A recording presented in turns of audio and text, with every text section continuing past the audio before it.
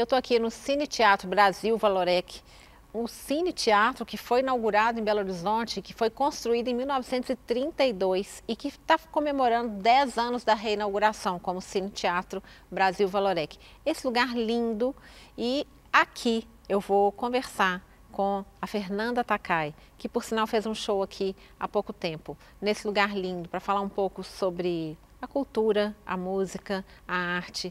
Tem lugar mais lindo que um palco como esse? Eu acho que não.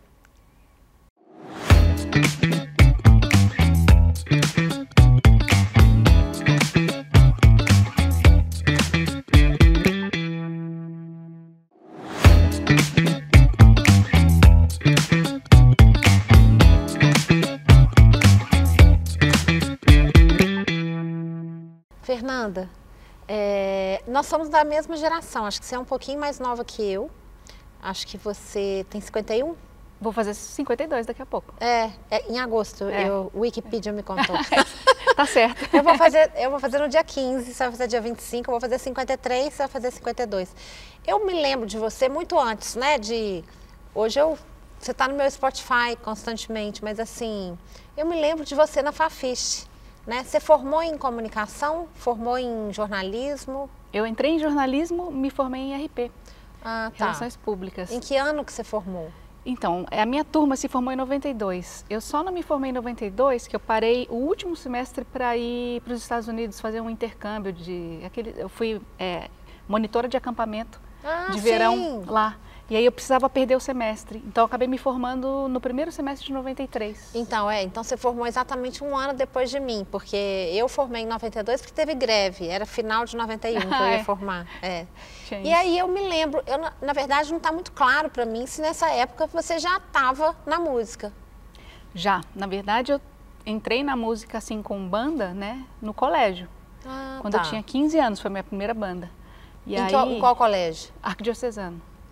Que é na Pampulha. Ele era o antigo Loyola Pampulha, lembra? Sim, eu estudei no Loyola, mas no Loyola da cidade. Então, tinha o Loyola Pampulha que virou Arquidiocesano. Sim. E hoje é Santa Maria. Mudou de novo.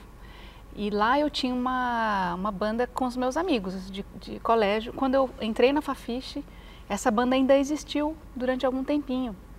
E eu cheguei a convocar, né? Era obrigar, intimar a turma a me assistir, porque a gente, banda nova, não tinha plateia, né? Tem que ter amigo, né? Quem tem um amigo tem tudo, né? E aí os meus amigos da Fafiche iam assistir alguns shows. E você tocava e cantava? Tocava e cantava, mas eu não era vocalista principal, assim, éramos dois, né? Eu e o Augusto. O Augusto Coelho, publicitário. Gente, Augusto Coelho, meu amigo! Sim, nossa, olha isso. Que incrível, eu não sabia disso. O Augusto era do meu colégio, a gente tinha essa banda, que era o Data Vênia. Data Vênia. E aí o Augusto cantava umas músicas, né, se ela gostava muito de Eric Clapton, Pink Floyd. Sim. E eu cantava as músicas, tipo, Xadeadu, Eurythmics, e as nossas músicas próprias. A gente fazia música também. Que eu legal. tenho música com ele. Gente, que incrível! Não é legal? A gente precisa fazer uma reedição disso. Pois é, não, o Augusto até chamei ele para o show, ele mora em São Paulo, né? Sim. Eu chamei para o show agora que a gente acabou de fazer lá, mas ele estava viajando. Aliás, ele estava aqui, a família dele, né, é daqui. Ele estava aqui e não voltou a tempo. Mas tem isso, assim, mas ao mesmo tempo que essa minha banda né, que era colégio, depois virou de faculdade, né, tava começando a parar de ensaiar e tudo. Porque aí a faculdade começa a ocupar um espaço, exatamente, a gente só tinha livre o domingo, sei lá. E aí para motivar, ensaiar, começou a ficar, hoje eu não posso. Aí é uma banda que quase não ensaiava, a gente não marcava show nem nada. E nesse meio tempo eu conheci o John e o Bob Faria. E aí eu comecei o Sustados por um gesto, quer dizer, a tocar com eles, que essa banda existia. E o Sustados depois virou o Patofu. Entendi. Né? Então o Patofu surge em 92, Sim. Que era o ano que eu deveria me formar. Né?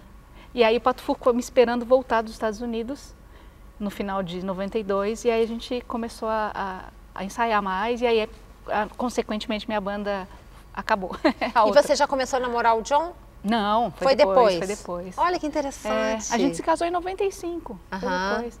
Na verdade, e você casou super jovem, né?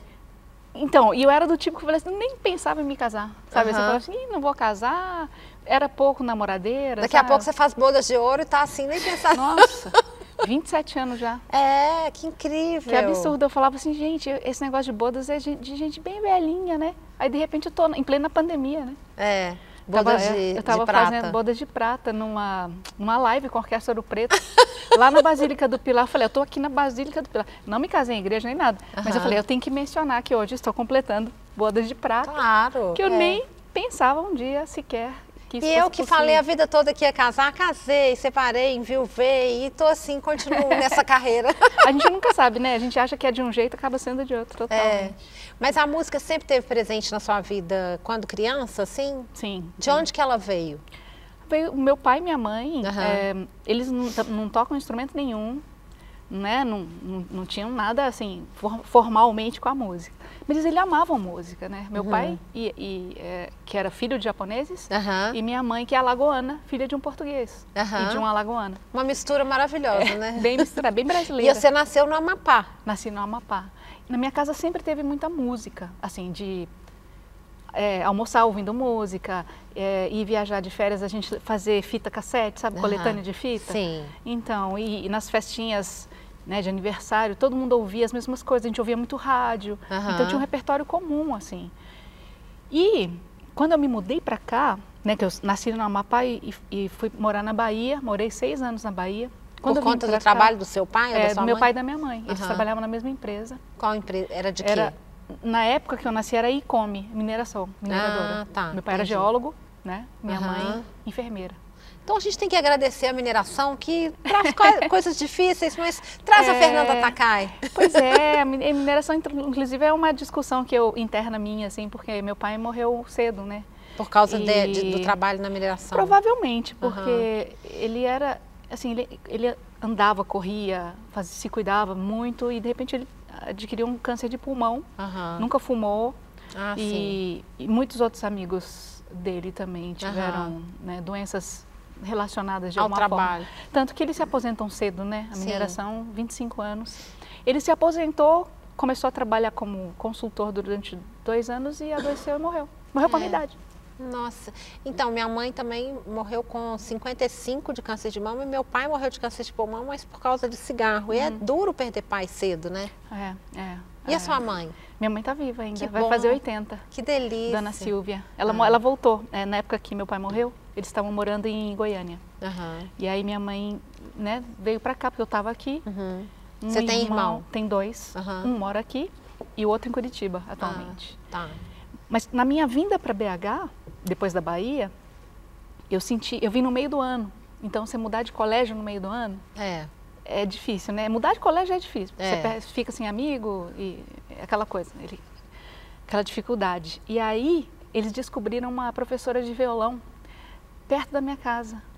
E como eu gostava de música, eles pensaram, vamos botar a Nanda numa aula de violão, porque aí vai que ela se socializa mais.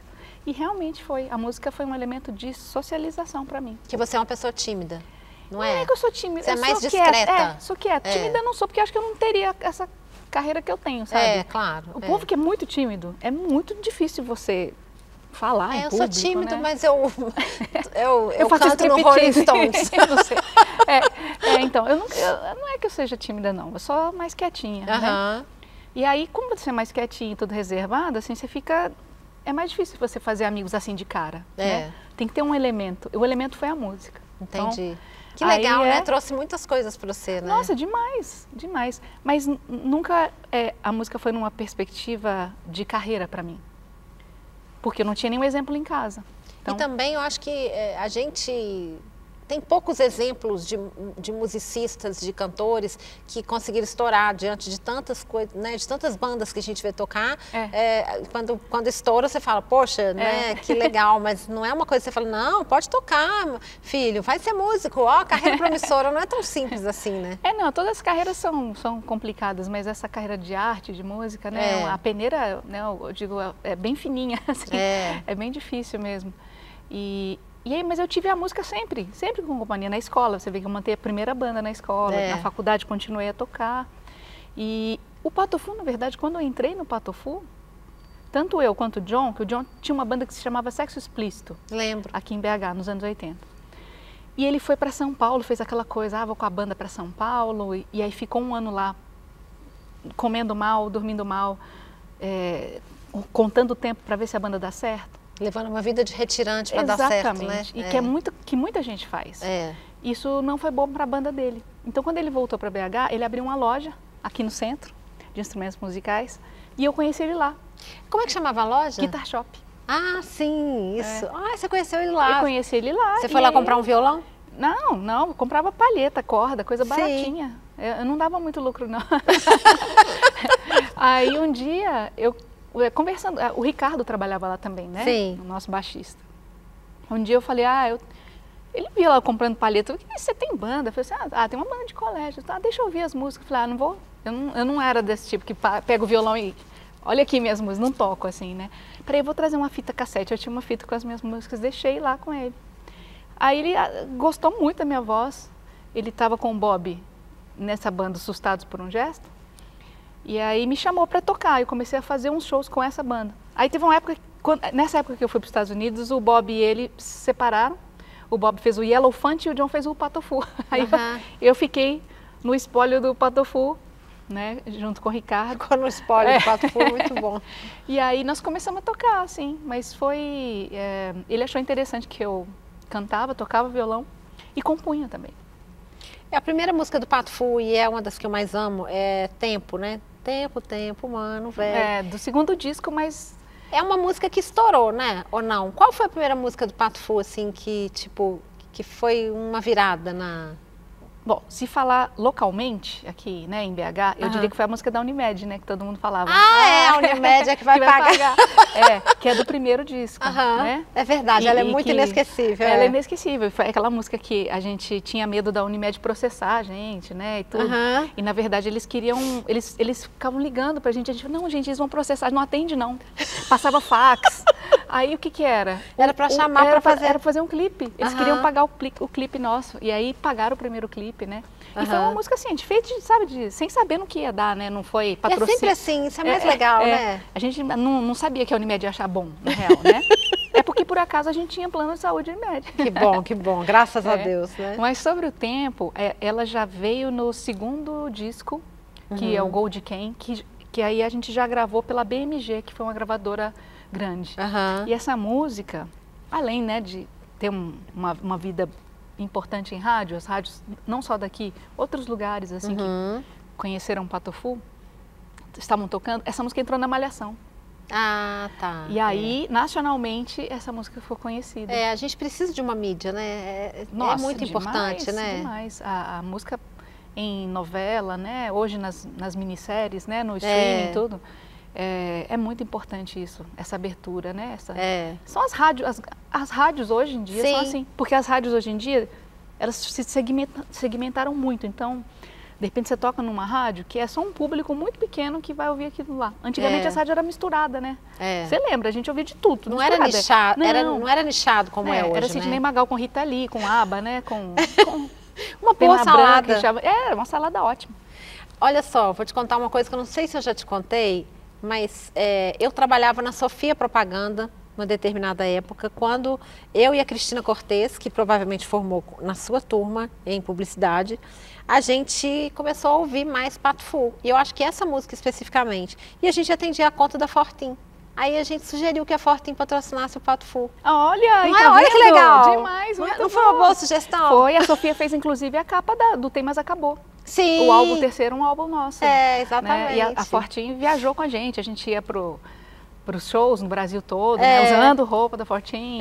Que era sempre, jeanswear e tal, e né? tinha sempre um backlight, assim, um negócio da Fortin. Foi bem importante. Outros tempos, né? Assim, século XX ainda, né? É verdade. Muito Mas legal. foi muito bom. É tão importante isso quando as marcas locais enxergam nos artistas locais essa possibilidade de levar o que é feito aqui. Não só na música, mas né, na roupa, no produto e tudo. Nesse tipo de parceria, que é o que a gente pode fazer. Né? Muitas vezes a marca ela não pode te dar passagem de avião, né, pagar um hotel, não sei o quê, mas pode te dar produto e pode te dar a mídia. Então, assim, a Fortin, eu lembro que ela tinha Capricho, né? Nas páginas de Capricho, de outras revistas, revista Bis, tinha anúncio e botava gente. Isso vai fazendo um movimento. E vocês né? acabam emprestando, né, esse clima, né, esse jeito de ver a vida, né? Muito legal, uma troca muito positiva, muito né? Bom, muito legal. E já tem quanto tempo o Pato Fu? Vai fazer 31 em setembro. 31 anos. E aí tem a carreira da Fernanda Takai, separadamente, que é muito especial. Quando é que essas coisas começam a acontecer assim? Claro que sempre teve a Fernanda Takai, mas quando é que a Fernanda Takai começa a ter uma trilha solo? E como que isso funciona junto com a banda, assim? Como é que isso, dentro de casa? Olha, isso acontece já há 15 anos, né? O meu primeiro álbum solo, eu não sabia que eu ia fazer uma carreira solo. Na verdade, assim, o Nelson Mota, ele me procurou, ele mandou um e-mail para a Patrícia Tavares, que é minha empresária. Sim. Na época ela não era minha empresária, ela tinha trabalhado com o Pato Fu, de produtora, assim. Mas ele conhecia ela, mandou um e-mail e falou assim, toda vez que eu vejo a Fernanda no Pato Fu, ou uma entrevista, alguma coisa, eu lembro sempre da Nara. Fala para ela que seria uma coisa legal a gente falar sobre a Nara. Isso era 2006 para 2007. E aí eu falei, Nelson, não vou fazer um negócio desse, fazer um disco. Ele falou, que responsabilidade, né? Não. E eu falei para ele, claramente, falei, Nelson, isso é a senha para uma banda acabar. Vocalista de banda fazer disco solo, fazer show solo, é a senha para a banda acabar. Né? E eu não queria acabar, não queria sair do Pato Fu. Aí eu fui para o Rio de Janeiro. Ele falou, não, vem aqui, vamos conversar. Aí eu fui para lá, sentei com ele. Ele falou, não, é uma coisa pontual, a gente vai fazer um álbum. Quer dizer, vamos gravar umas músicas, você lança se você quiser. Né? Eu te ajudo nessa seleção de repertório, te conto algumas coisas, conheci bem a Nara. E aí eu já ouvia a Nara, né? Meu pai ouvia a Nara Leão, isso que é legal. Ele não sabia que eu ouvia a Nara. Mas eu não sabia que a ponto de fazer um disco todo dedicado a ela. E aí eu falei, tá bom, Nelson, vou começar a gravar umas músicas. É a minha Fernanda Takai preferida. A gente começou a fazer uma seleção de músicas, ele fez uma lista enorme. Aí aqui em BH eu pedi os discos do Bob Tostes, sabe, né? Onde a gente comprou vários discos e fitas. Bob Tostes trabalhou em rádio muito tempo também. Eu falei, Bob, ele tem tudo, ele ama a Nara e conhece tudo, me deu toda a coleção dele. Aí eu fui ouvir tudo, fiz a minha lista, aí a gente foi batendo as músicas assim, essa tá. Fizemos uma seleção, comecei a gravar lá em casa. Eu, o John e o Lulu Camargo, tecladista. E à medida que eu ia mandando para ele, ele falou, ah não, tá lindo demais, isso aqui nós temos que lançar. Eu falei, calma, Nelson, vou fazendo aqui, a gente faz de repente para dar para os amigos. Tudo. Aí um dia eu fui jantar com o Ronaldo Fraga, mostrei 5 músicas para ele e o Ronaldo falou, pelo amor de Deus, você tem que lançar esse disco. Num desfile comigo, vou fazer uma coleção. Ele tinha uma coleção da Nara programada para, acho que 3 anos para frente, que era aniversário né, de morte dela. Ele falou, não, eu vou fazer minha coleção a próxima São Paulo Fashion Week, você me empresta essas músicas? Eu falei, não, tá bom, né, vou deixar você usar. Aí ele falou, não. Aí no final ele falou, não, você não canta essas músicas lá ao vivo? Eu falei, Ronaldo, você tá louco, eu só gravei essas músicas, eu não canto essas músicas, né?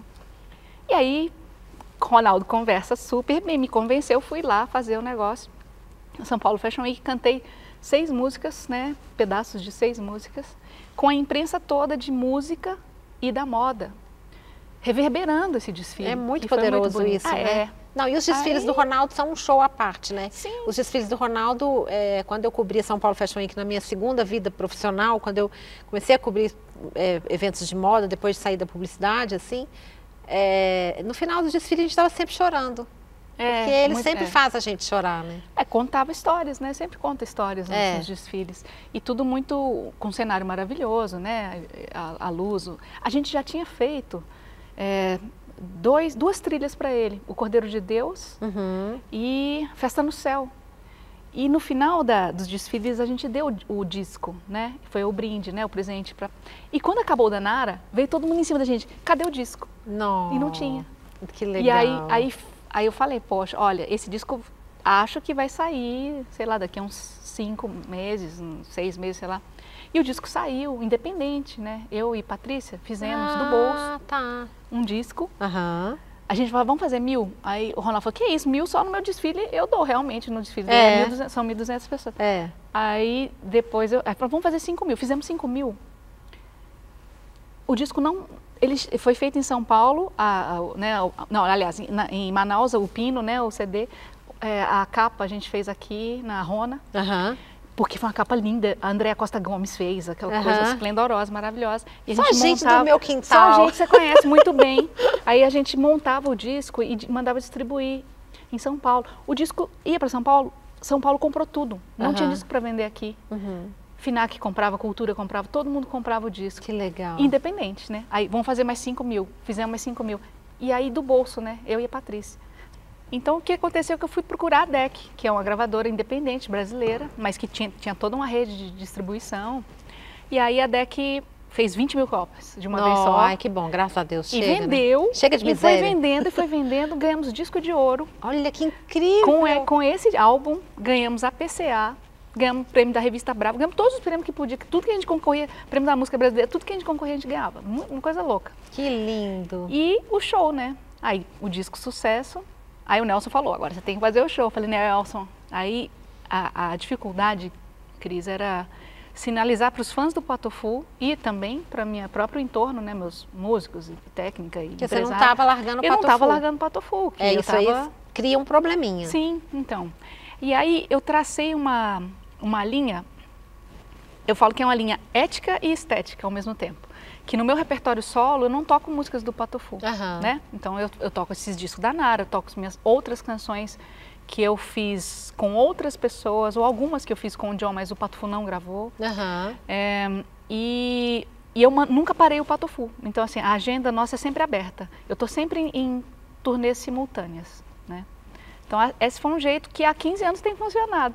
E os fãs entenderam finalmente, que eu já lancei outros discos solo, que eu não quero sair do Patofu. Que o Patofu, e a gente acabou de lançar um álbum, né, o álbum 30, com músicas inéditas, aos 30 anos de carreira do Patofu. E a gente não quer só olhar para trás, não.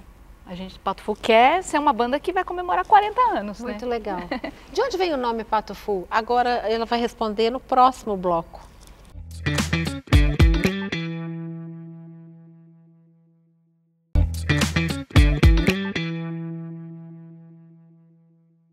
Voltando aqui, a gente está no Cine Teatro Brasil Valorec com a minha colega de faculdade, Fernanda Takai. Faficheira. Faficheira.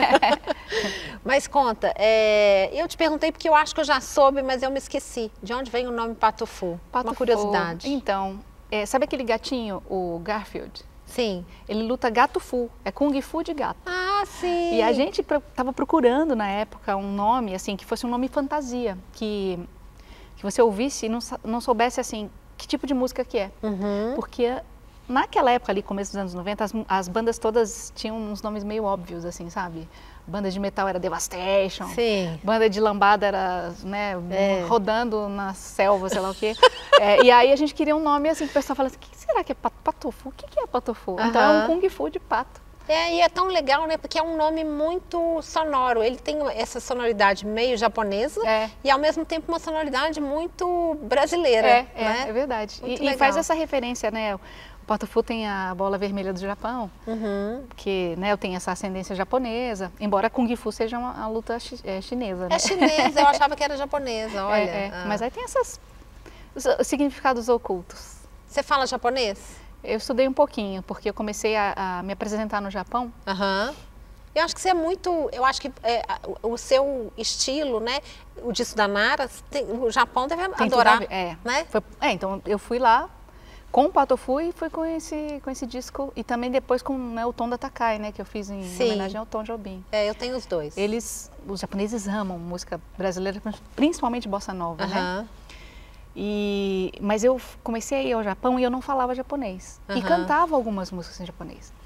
E eu tenho o sobrenome Takai, que é um sobrenome Ficava chato não falar alguma coisa em japonês? Eu fiquei com vergonha. Entendi. Eu falo que é uma vergonha ancestral. E aí eu me cobrei voltar e entrar na Associação Nipo-Brasileira, estudar, aprender a estudar, igual criança mesmo, fazendo, sabe, aqueles livros de caligrafia, né? Aprendi durante quase 3 anos, o suficiente para poder depois, né, online, estudar algumas coisas. Quando eu vou pontualmente lá, vou lá e, né, entre as entre as músicas eu falo alguma coisa, apresento uma canção ou muito outra. obrigado, essa eu vou tocar, fala sobre isso, né? Então, mas aí fui descobrir, né, que na verdade essa vergonha ancestral não era totalmente culpa nossa, culpa dessa geração, né, no meu caso Sansei, que é a terceira geração. O Japão, na época da Segunda Guerra, baixou-se um decreto, né, na época lá, que não podia se ensinar nenhuma das línguas, nem italiano, nem japonês, nem alemão. E a colônia japonesa, ela era muito fechada nela, então assim, quem nascesse lá, estudava em escola japonesa, aprendia português também, mas aprendia japonês. Meu pai nasceu em 44, então ele foi da geração que era proibido aprender japonês. E teve essa ruptura, então assim, eu não entendia porque ele não falava, meus tios mais velhos falavam. E eu só fui descobrir isso lendo um livro. Olha. Do Fernando Moraes, que conta essa história. Né? Por isso que é legal, é bom ler livros, porque você aprende muito sobre você mesmo. Assim. Exatamente. E a minha própria família, meio que houve um silêncio durante muito tempo sobre isso. Eu e minhas primas mais novas, a gente fala assim, gente, o nome do nosso avô, do nosso bisavô está nesse livro aí, no Corações Sujos. Olha. Que foram japoneses que não acreditavam que o Japão tinha perdido a guerra. Olha, que coisa louca. Que coisa, né? Nossa. Então aí eu falei, gente, olha, não é assim, essa vergonha que eu tenho não é totalmente porque eu nunca me interessei, é porque foi porque foi silenciado isso para você. Exatamente. E eu só fui me interessar quando eu fui ao Japão e me identifiquei com a história do Japão e realmente fala, por que eu, que sou neta de japoneses, em nenhum momento assim, não quis aprender japonês. Foi aprender depois aos 35 anos, 36 anos. Né? Interessante demais. Eu tenho tanta coisa para te perguntar, não vai dar tempo, mas enfim, vamos lá. Eu percebo uma calma que me dá a impressão de que tem a ver com a sua ascendência japonesa. Isso é uma estereotipagem da minha parte ou você acha que tem um pouco, talvez seu pai possa ter te ensinado um pouco isso, você tem isso no seu sangue, assim? Eu te sinto muito calma, uma coisa meio zen mesmo. Eu tenho, diria, uma calma mais aparente e um turbilhão interior. Turbilhão interno, né? Meu irmão é assim também. Então, assim, eu tenho uma tranquilidade de lidar com problemas os mais graves possíveis publicamente. Mas isso, claro, eu tenho, né? Eu penso muito, reflito muito, converso muito com quem tem que conversar. Mas, no geral, eu tenho acho que eu aprendi, né, que eu não sempre fui assim, não, acho que eu fui aprendendo mesmo, com a idade, né? Sim.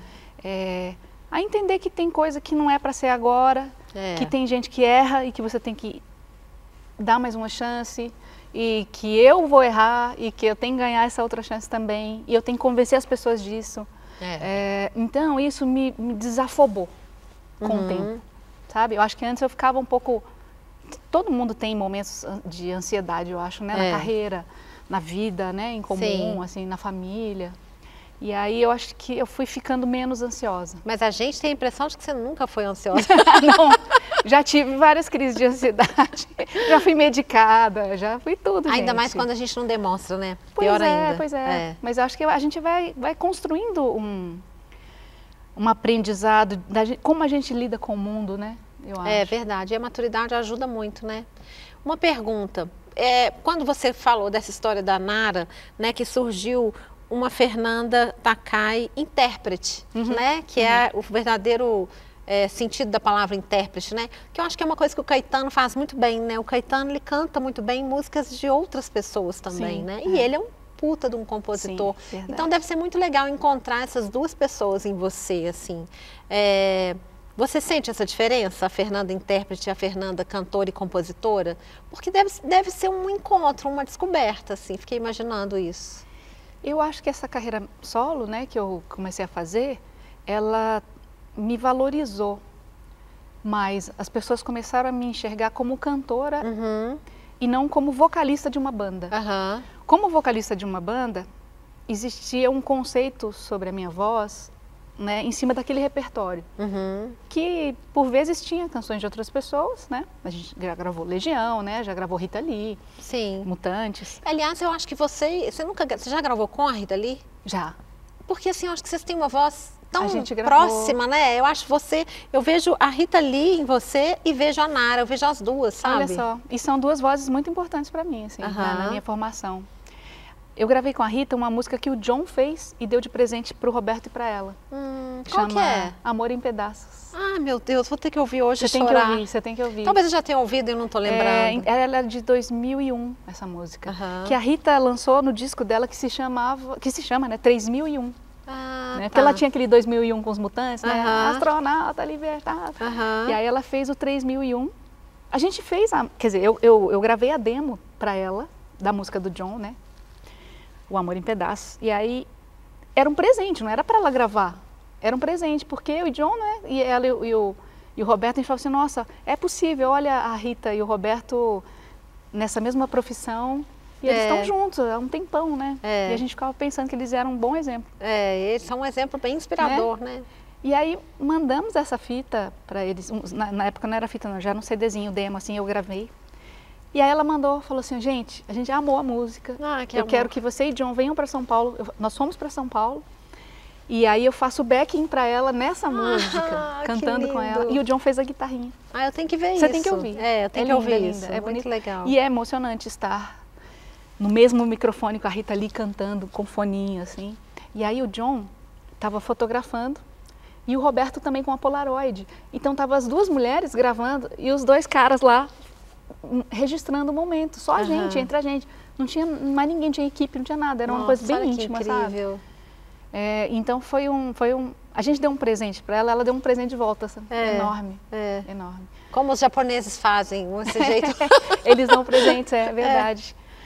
Mas então teve esse momento de reconhecimento, acho que público, de que eu era cantora mesmo, eu cantava outras coisas, sabe? Não era só música do Patofu, né, teoricamente. E esse espaço que eu tenho solo, ele é muito saudável, sabe? Porque eu gasto as minhas vontades, que são só minhas, na minha carreira solo. Sim. Porque muitas vontades minhas, elas têm que ir quando estão na banda, para o plenário da democracia da banda. Sim. Onde você tem que votar os assuntos, né? Então, votar repertório, votar quando que vai ter uma paradinha para férias, votar se a gente quer ir no voo cedo ou quer ir no voo mais tarde. Isso tudo, essa democracia, numa banda que está há 30 anos, é muito importante, sabe? Sem dúvida. Porque senão ia ficar tudo, eu que escolho tudo, não é. Eu escolho tudo na minha carreira solo, realmente eu escolho. Mas ainda sou democrática também com meus músicos, sempre faço uma pesquisa de opinião. Mas assim, eu que escolho a capa sozinha, eu que escolho o fotógrafo sozinho. No Patofu a gente sempre tem cada um traz sua sugestão e a gente vota. O que ganhar... É uma construção coletiva. E é um exercício interessante, mas que também é muito legal a gente poder fazer esse exercício sozinha, né? Assim, um espaço só você e você. Imperialista. Eu acho, mas quando você trabalhava com música, quando você começou a tocar violão, porque hoje você é multi-instrumentista, você toca outras coisas. Não, mas basicamente eu toco violão e guitarra. São os dois instrumentos que eu toco publicamente, assim, digamos. E te encantava mais cantar ou tocar, ou as duas coisas juntas? Você se imaginava cantora? Na minha banda de colégio, quando eu comecei, eu fazia baixo. Eu nem tocava guitarra e nem cantava. Olha. A gente tinha uma outra vocalista, era o Augusto e a Adriana, que é minha amiga até hoje também. Mas a Adriana saiu e aí tinha um repertório que era de voz feminina, eu assumi esse repertório e fui para guitarra base, o Augusto guitarra solo e o Alexandre, baixista, entrou então para fazer baixo. Eu nunca pensei assim, achar que eu ia ser cantora mesmo, não. Gostava de cantar, mas não era... Eu estava feliz em ter uma banda. Só que o meu repertório foi aumentando realmente, né? E assim, a gente, antes do Patofu com a Data Vênia, a gente se inscreveu em alguns festivais, até no Rosas de Abril da Sufeng, que tinha na Federal, a gente entrou, lá no Serra Verde tinha um festival, vários festivais pelo interior a gente mandava, e no final iam mais as músicas que eu cantava, e as composições próprias. E eu fui assumindo esse papel de mais Ficou uma vocalista. Personalidade muito marcada, né? A sua voz ali, né? E no Patofu também, né? Quando eu entrei, como o Patofu era mais uma ideia do John, no primeiro e segundo disco, eu ainda dividia mais o repertório com ele ali. Com o passar do tempo, eu fui cantando mais, porque ele também aprendeu a fazer músicas para mim. Né? Ele me mostrava umas músicas que ele tinha feito para a banda. Eu falava, isso aí é para você cantar, não é para eu cantar, não. Ele aprendeu a fazer músicas pensando na sua voz. Na minha voz e também nas palavras que eu gosto de falar. O Pato Fu cabe muita coisa, é uma personalidade muito difusa, digamos, né, musical, de temas e de sons. Mas tem coisas que eu falo, John, eu não me vejo cantando essa letra. Aí o John acaba cantando, ou o Ricardo canta também, né? Com o tempo ele foi escrevendo e foi acertando mesmo em cheio. Eu falei, nossa, essa música realmente... Mas até hoje, mesmo no disco mais recente, tem umas músicas que ele mostrava, assim, ah, John, essa música realmente é a sua cara, assim, não tem nada a ver eu cantar essa letra. Legal. Né? E como que isso se mistura na vida do casal? Como é que a história da banda entra dentro de casa, na esfera mais doméstica, para falar uma palavra engraçada, assim? Então, essa nossa vida, ela foi sempre misturado, muito, né? Porque a gente se casou em 95, o Pato foi de 92. Mas, logo a gente teve um estúdio em casa, né? Então, as produções desde 2000 e... Sabe aquele DVD que a gente fez na Pampulha, no Museu de Arte da Pampulha? Sim. Então, ele já foi, a pré-produção foi feita lá em casa. Então, desde 2002, a gente tem esse estúdio, onde quase tudo nosso é feito ali. Sim. E o estúdio é meio que o império do John. Então, o John passa muito tempo lá. E eu passo ele é muito tecnológico, tempo, né? Ele é produtor, né? Então, ele toca todos os instrumentos. E na minha casa, eu sou muito dona de casa, gosto de cozinhar, gosto de bichinhos, de estimação. Estou sempre muito perto da Nina ali. Então eu ficava em casa e eu falava que a gente morava na mesma casa, mas ele morava na casa do estúdio e eu morava na casa em cima e a gente almoçava junto, né? E dormia junto, mas tinha uma rotina. E na estrada tem essa coletividade da banda aqui. É na van todo mundo junto, né? Vai dar entrevista todo mundo junto, passa som todo mundo junto. Mas eu não sei como é do outro jeito, né? Então assim, eu não sei como é ter uma vida, viver, ter um relacionamento com alguém que sai de casa, bancário. Que sai de casa relacionamento e passa com o dia bancário. fora e vai voltar, ou a outra pessoa que vai ter uma outra profissão, assim. Então eu não sei quais são as dificuldades ou quais as benesses. Assim. É interessante, né? Porque talvez não tenha que saber mesmo e tá tudo bem, que ótimo. Então, a gente encontrou um jeito de equilibrar, assim. Por exemplo, o Pato foi uma banda que faz muita reunião, né? Reunião mesmo para onde que a gente vai, né? Claro. O que tem dinheiro para fazer um videoclipe? Não tem? A gente vai financiar um show? A gente só vai se tiver cachê? Sabe? Toda hora tem coisas para escolher, né? Para decidir. Isso é bom, porque aí você vê, né? Os seus amigos, né? O seu empresário, seu sócio e tudo mais, e resolve as coisas. E em casa eu não fico com o John, a gente tenta ao máximo não ficar discutindo pauta de reunião da banda. Porque na hora da reunião da banda todo mundo vai falar os seus argumentos. Né? Deixa para falar na hora. Deixa para falar, porque senão a gente fica... seria muito ruim para o Pato Fu se fosse o partido do casal. Exatamente. Sabe? Então assim, a gente... e muitas vezes nas votações eu tenho um ponto de vista e o John tem outro. Isso é muito saudável. Isso é bom. E aí a gente submete essas nossas diferenças nessa coisa coletiva ali do conjunto musical, o Pato Fu. Muito legal. E a Fernanda Takai, escritora? Cronista? Foi quase sem querer, né, digamos, né? Mas é assim que acontece, né? Quer dizer, eu acho que às vezes é tão legal o que acontece quase sem querer, né? Eu acho que foi um acúmulo de conhecimento. Por isso que eu falo, gente, sou super a favor de... Tá na dúvida, vai estudar alguma coisa, não abra mão do estudo, sabe? De passar um tempo na faculdade, sabe?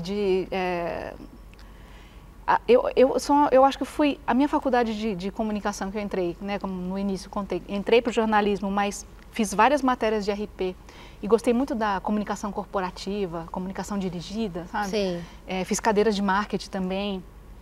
Porque sem dúvida isso te ajuda muito na sua profissão hoje, né? Claro. Ajuda demais. E a gente, no início, é muito... Por exemplo, a minha visão de jornalismo, de comunicação era de espectador, né? E não era de produtora de conteúdo. E aí, quando você entra na faculdade, você vai ler aquele monte de texto, você vai produzir texto, você começa a pensar, nossa, tem tantas outras possibilidades, né? E todo esse tempo, né, que eu tive lendo muito, escrevendo muito, me deixou pronta para alguns papéis que eu assumi por causa da visibilidade com a carreira musical. Sim. Então, como você também, né? Você teve toda uma trajetória em agência, né? E aí, quando você começou, as pessoas falam, Cris, escreve um texto para mim. para uma revista? Escrevo, aí você escreve. E não é tão sofrido. Você tem porque já tem um treino. Você é treinado, né? E aí me convidavam assim, escreve um texto para Pais e Filhos. Aí escrevia. Escreve um texto para Globo Rural. Aí eu escrevia. Eu falei, gente, para Globo Rural, o que eu vou escrever para Globo Rural? E eu escrevia. E quando eu recebi o convite para fazer a coluna aqui, né, no estado de Minas, os editores, o João Paulo Cunha, né, que foi meu editor, e a Ângela, principalmente, durante muito tempo, eles falaram, você escreve sobre várias coisas, é legal, você está achando, né, no início eu ainda ficava, será que o pessoal está gostando? Eu fiquei 6 anos escrevendo, você vai achando um jeito de escrever, né, muito... E tem que arrumar bastante assunto, né, isso tem é interessante, que arrumar bastante assunto. Porque você acaba se forçando a parar para pensar em algumas coisas, isso é muito legal, Não, né? E anotar, né, porque... No dia a dia você encontra pessoas muito interessantes e ouve frases muito interessantes, ou tira uma foto e fala assim, se eu fosse contar uma história sobre aquela foto ali, qual seria? Aí eu posso inventar qualquer coisa, mas aquela foto já me abriu uma janelinha, né?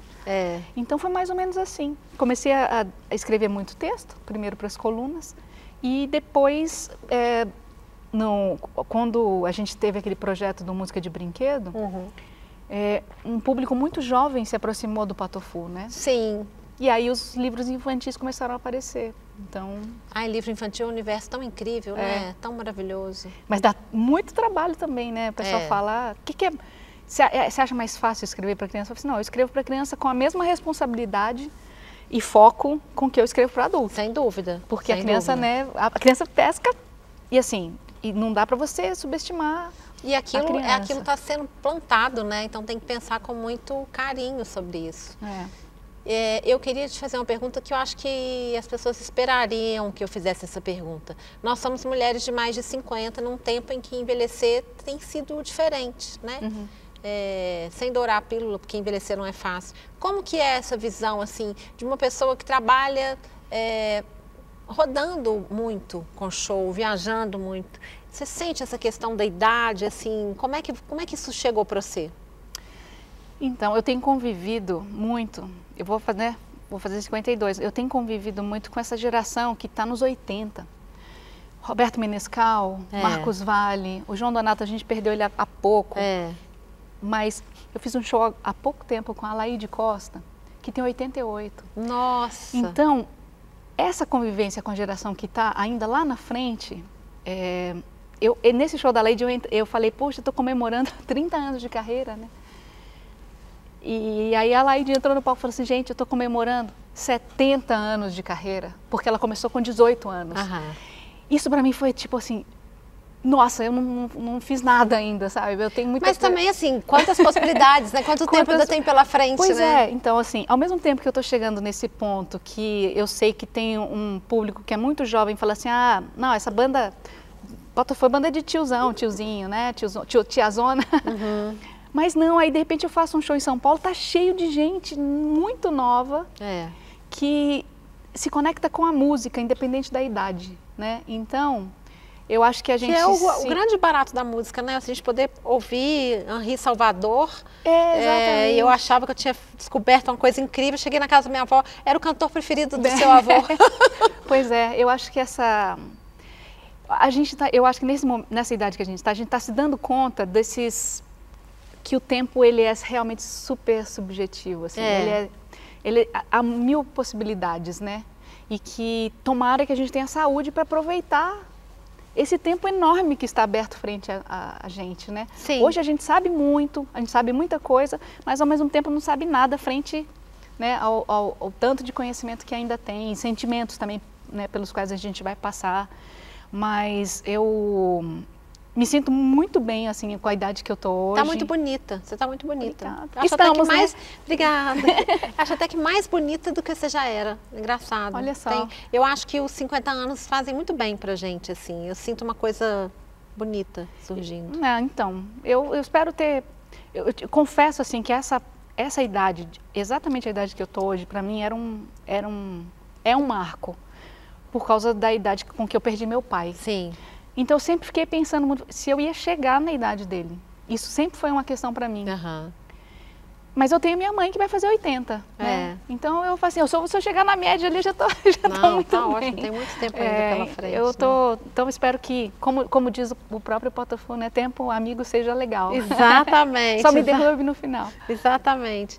A gente tem mais 2 minutos e eu queria te fazer uma pergunta. Onde que você mais gosta de estar? No palco, na frente do microfone, na sua casa, cozinhando, compondo alguma música, ensaiando? Ai, nossa, eu acho Onde que... você se perde sem perceber o tempo passar? Vou te falar que ficar em casa, cozinhar... Eu tenho gostado cada vez mais de cozinhar e realmente na pandemia, porque quando eu estou em turnê e tudo, às vezes eu chego em casa, não tem nem ingrediente funcionando na geladeira, tem que sair para fazer feira para fazer. Mas quando eu passei esse tempo todo, eu podia pegar a receita que fosse comprar e fazer, experimentar e tudo.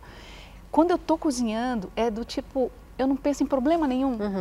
Eu estou cozinhando, eu estou ouvindo música, eu estou ouvindo alguém contar uma história. É um momento de muita alegria, assim, você fazer o próprio alimento e alimentar a sua família. Isso eu descobri, é um prazer recente, né, frente às outras coisas.